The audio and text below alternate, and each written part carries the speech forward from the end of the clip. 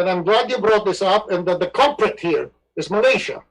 I do not recognize that they are stateless. They must be Filipino because Sabah is ours.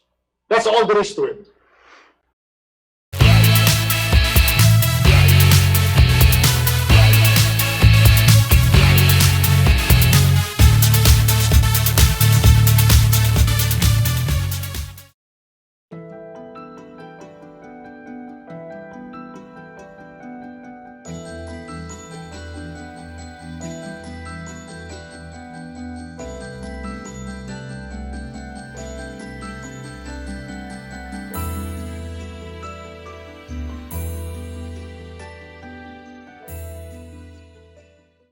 One last one, Mr.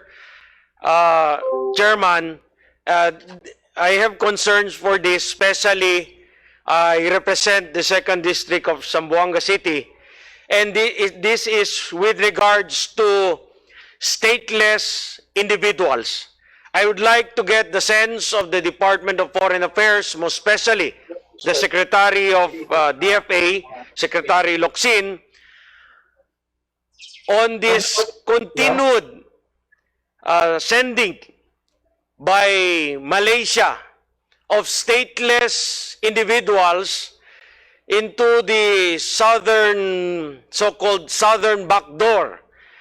And I raised this also concern with the Department of National Defense, wherein this concern regarding stateless individuals who do not have any known relative, who do not have any record with the Philippines, who does not know where to go to any province in the Philippines, and they are always being sent through the southern backdoor, particularly the city of Zamboanga. I don't have a problem if a stateless individual would be sent back and they have relatives who would welcome them.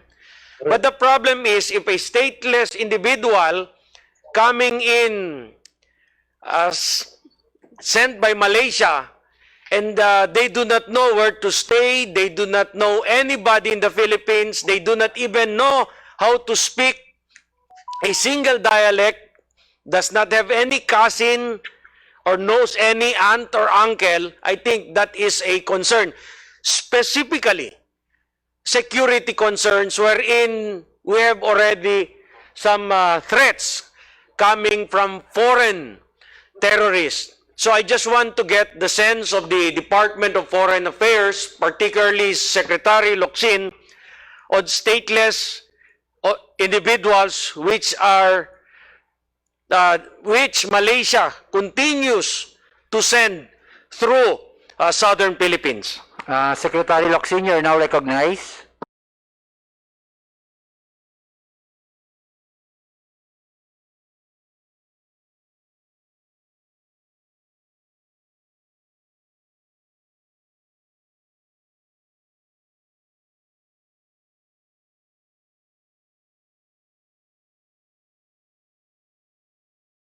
Yes, thank you. Thank you very much.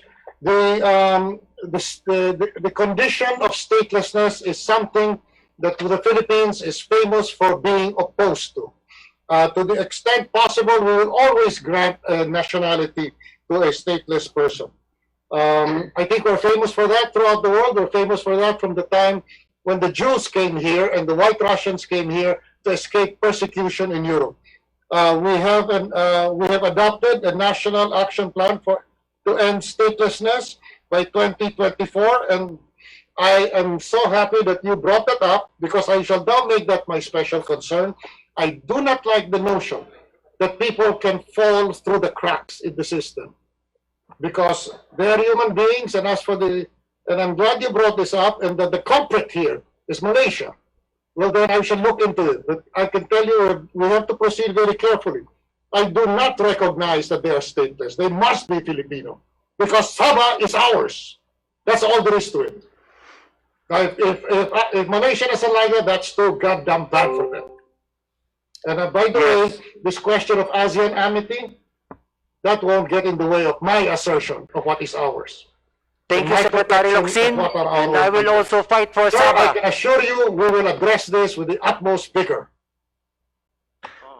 Secretary Locsin, meron po kong isang katanungan. No? Kamakailan, nasa balita kasi si dating Supreme Court Justice Antonio Carpio. At sinasabi niya na yung China lang yung umaangkin sa mga features natin sa West Philippine Sea. Batay sa opisyal na datos ng DFA, gaano to katotoo itong sinasabi ni Justice Carpio? Hindi ba may mga ibang nag-occupy din ng mga features sa like Vietnam, Malaysia, Taiwan sa loob ng ating exclusive economic zone? Bakit hindi tama ng DFA itong mga sinasabi ni Justice Carpio? Are there any overlapping features between the Philippines and other countries other than China? No, we don't. So perhaps he's correct in that regard. Okay, yan po kasi yung pinapatanong. Mr. Chairman, Yes, Mr. Chairman, Congressman Manny. considering that I can see your list and we have already exhausted the members of the House of Representatives willing to interpolate the Department of Foreign Affairs, I now move to terminate the budget briefing of the Department of Foreign Affairs. Before I terminate, gusto ko na lang basahin yung isang comment sa Facebook. Bakit po ang congressman lang ng Benguet at ng Zamboanga ang nandiyan dyan sa hearing? Kayo lang po ba ang masisipag? Gusto ko na rin pong sagutin yung mga nagko-comment na hindi po. Marami po kami dito. Marami po kasi kami mga meetings ngayon. Naghati-hati kami dahil importante po yung mga agencies at talagang tinututukan namin to.